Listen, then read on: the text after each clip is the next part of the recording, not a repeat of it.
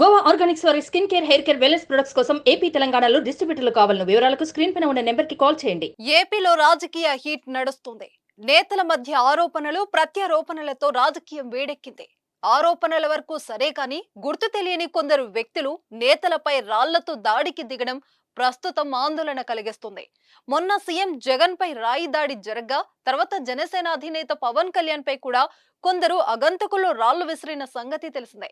అయితే తాజాగా పవన్ కళ్యాణ్ కు మద్దతుగా ఎన్నికల ప్రచారంలో పాల్గొన్న హీరో సాయి ధరమ్ తేజ్ పై గుర్తు తెలియని వ్యక్తి డ్రింక్ బాటిల్ విసిరాడు.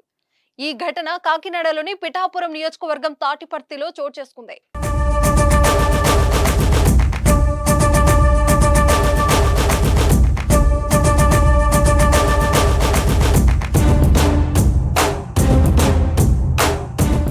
పవన్ కళ్యాణ్ కు మద్దతుగా సాయి ధరమ్ తేజ్ ప్రచారం కోసం తాటిపత్రి వస్తున్నారని తెలిసిన జనసేన కార్యకర్తలు భారీగా గజ్జలమ్మ కూడలికి చేరుకొని పవన్ కళ్యాణ్ కు మద్దతుగా నినాదాలు చేశారు. తాటిపత్రి గజ్జలమ్మ గుడి సెంటర్ దగ్గర సాయి ధరమ్ తేజ్ రోడ్ షో చేరుకుంది. వెనక నుంచి గుర్తు తెలియని వ్యక్తి డ్రింక్ బాటిల్స్ తో అటాక్ చేయగా సాయి ధరమ్ తేజ్ కు అది కొద్దిలో మిస్ అయింది. ప్రచారంలో పాల్గొన్న నల్లల శ్రీధర్ అనే కార్యకర్తకు తగిలి తీవ్ర గాయమైంది. క్షతగాత్రుడిని వెంటనే హాస్పిటల్ కు తరలించారు. ఈ ఘటనతో అధికారులు, పోలీసులు ఒక్కసారిగా అప్రమత్తమయ్యారు. నిందితుని గుర్తించే పనిలో నిమగ్నమయ్యారు. అంతకుముందు తాటిపత్రి కూడలిలో మాట్లాడి చిన్న జగ్గంపేట వెళ్తున్న సమయంలో కొందరు వ్యక్తులు కవ్వింపు చర్యలకు పాల్పడ్డారు. అక్కడ టపాసులు కాల్చారు. దీంతో అక్కడ కొంతమేర ఉద్రిక్తత వాతావరణం నెలకొంది. ఈ దాడిని జనసేన అధినేత పవన్ కళ్యాణ్ తీవ్రంగా ఖండించారు.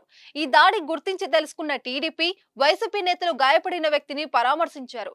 ప్రజాస్వామ్యంలో ఇలాంటి దాడులు జరగడం సరికాదన్నారు. అయితే గతంలోనూ పవన్ కళ్యాణ్ పై ఓ దుండగుడు రాయి విసిరిన విషయం తెలిస్తే ఎన్నికల ప్రచారంలో ఉన్నప్పుడు సభకు విచ్చేసిన వారిలో దుండగులు రాళ్లు విసిరి పవన్ ని గాయపరిచే ప్రయత్నం చేశారు.